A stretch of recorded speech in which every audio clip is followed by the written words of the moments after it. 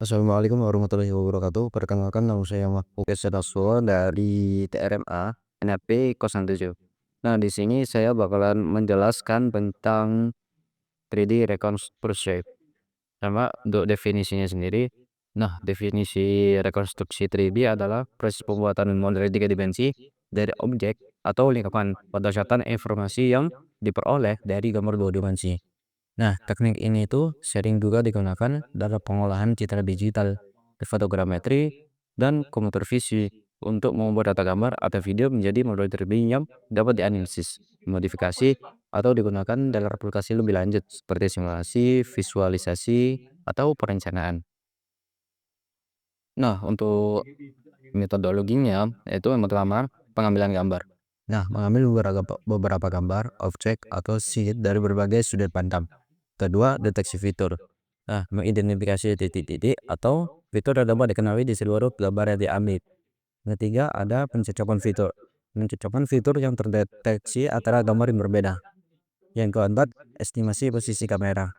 Menentukan posisi dan orientasi kamera di setiap gambar. Yang kelima, ada rekonstruksi spars yang membuat model 3D dasar dengan titik-titik spars yang dihasilkan dari pencocokan fitur. Yang terakhir, ada rekonstruksi padat MVS yang memperbaiki model 3D dengan menambahkan kedalaman yang lebih detail untuk menghasilkan model 3D yang lebih akurat dan keren. Nah, untuk alur rekonstruksi 3D, alur rekonstruksi 3D SFM atau MVS yang terdapat dalam gambar ini menggambarkan proses rekonstruksi objek jika dimensi menggunakan dokumen utama, yaitu SFM, Structure for Motion, dan Motive Stereo (FVS). Nah, yang pertama itu ada struktur gambar struktur atau unstructured image. Kedua ada asosiasi gambar. Yang ketiga ada CF. Yang keempat ada sparse model. Yang kelima ada structure finding concept. Terus habis itu ada FVS. Yang terakhir ada data model.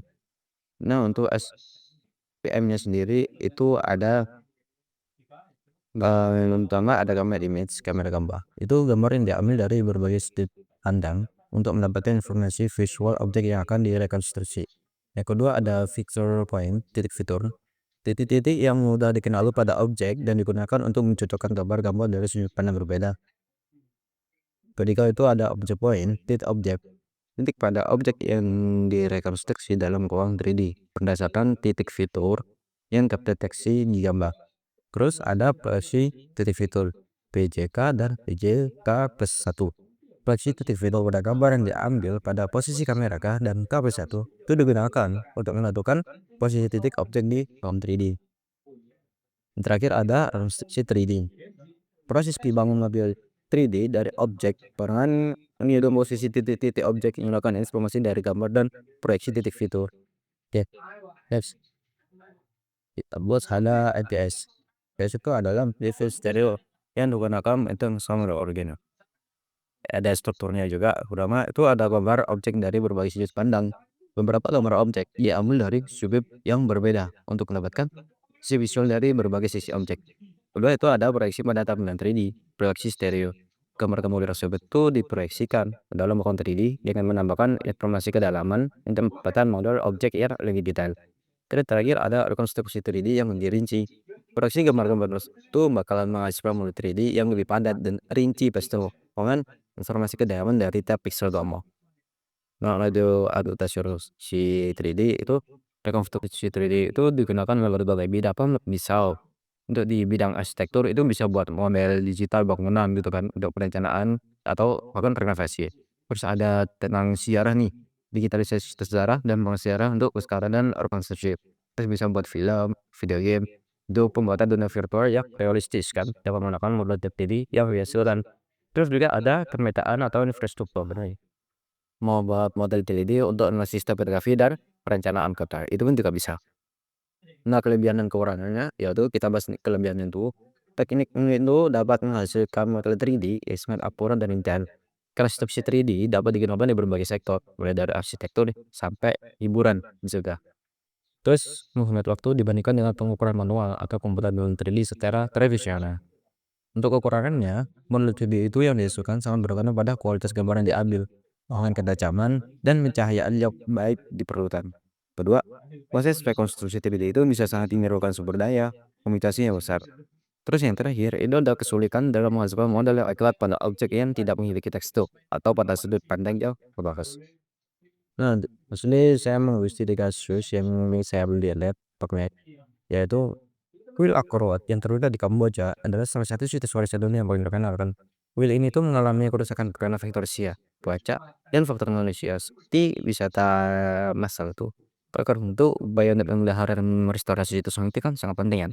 Nah, tapi tantangannya, salah satu tantangan terbesar dalam merestorasi situs sejarah seperti Angkor Wat adalah bagaimana sih cara kita memetakan dan memvisualisasikan struktur yang sangat besar dan kompleks tanpa merusak elemen fisiknya.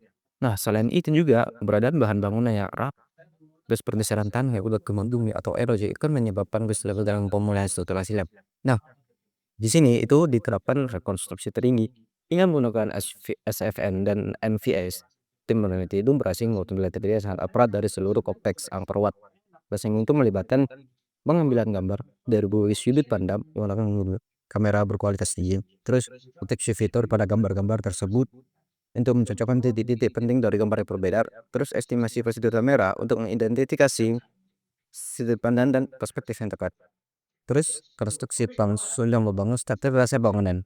Konstruksi padat dengan MVS untuk memperbaiki dan menambah detail pada model, termasuk ukiran dan relief yang sangat rumit. Gitu. Nah, untuk kesimpulannya, rekonstruksi 3D menggunakan FM dan NVS menawarkan berbagai aplikasi yang menggabungkan dari berbagai sektor, dari pesta benda, desain arsitektur, bahkan hiburan.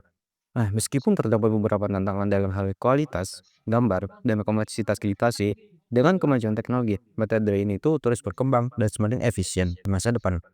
Nah, di masa depan itu nanti rekonstruksi 3D itu diharapkan akan semakin berintegrasi dengan teknologi lain seperti AI, machine learning, dan reality virtual untuk menciptakan pengalaman yang lebih realistis dan dinamis. Nah, itu saja yang bisa saya sampaikan tentang 3D rekonstruksi. Cukup sekian, terima kasih.